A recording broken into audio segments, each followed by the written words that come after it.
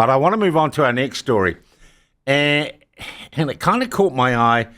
It's a legal story, involves the Free Speech Union, the champions of free speech in New Zealand.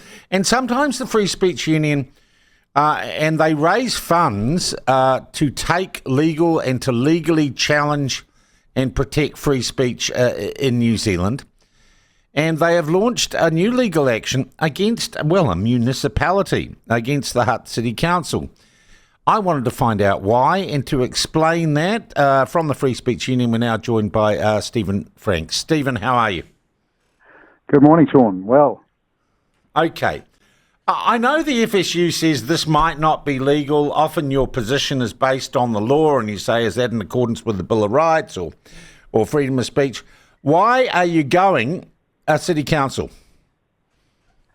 Because they exercise powers on behalf of everyone. They use money they've raised from ratepayers, and they should not be trying to censor what ratepayers see. They should not be using their powers to promote one set of views against the views of their citizens, or at least they shouldn't be doing it by trying to suppress what others believe. Okay, now take us back, for those who have come in late or are hearing this for the first time.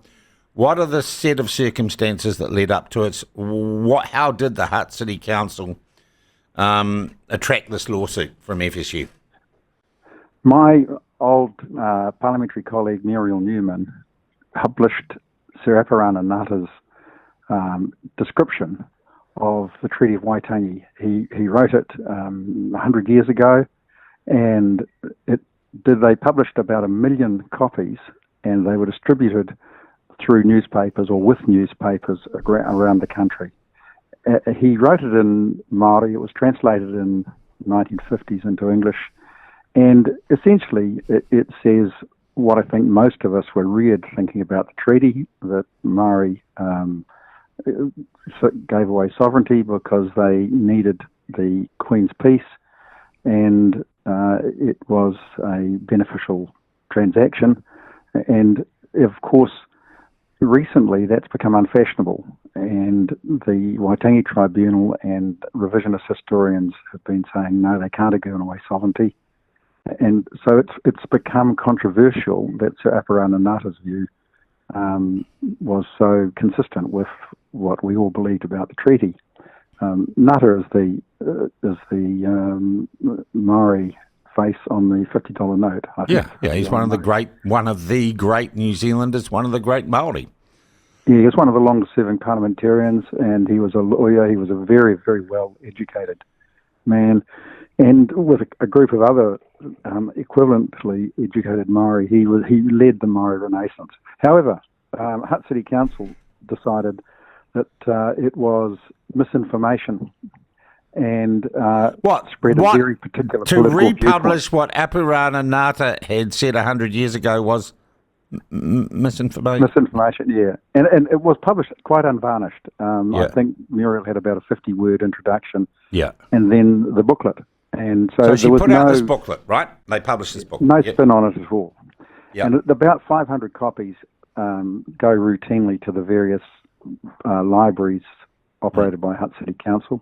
Mm-hmm. And they diligently had staff going through removing all those copies because they said it spread a very particular viewpoint. Well, hang on. Look, just wind it back here. Once again, let me take this slowly. I'm not a lawyer. So hitherto, when the Centre for Political Research would put out a pamphlet, it would go to public libraries all over the country or just in the Hutt Valley? No, this was it was actually newspapers. The centre doesn't usually distribute material. Okay, so this was in community newspapers that had this article, or this, was it an advertisement in those newspapers? It was actually a booklet, and it was distributed with them. Oh, so they got one of those folders like a Bunnings catalogue. Yeah. Okay. Yep. And they removed it. And when challenged, because this Free Speech Union's got about 1,000 supporters in the Hutt, and the supporters reported that it had been removed, And when challenged, they said that it was a rule of it was a rule that when advertisements spread a very particular political viewpoint, they were obliged to put up the counter view, which is just making stuff up completely. Yeah. That, of course, that's saying that McDonald's, when they advertise their burgers, have to say that KFC's also sells burgers. It was fanciful, but just making it up. And the chief executive of the Free Speech Union engaged with them and basically expected that they would recognise as soon as they took it to their in-house lawyer, no, we're in the wrong, we can't do this sort of thing, we shouldn't do it. We should be neutral politically in these things.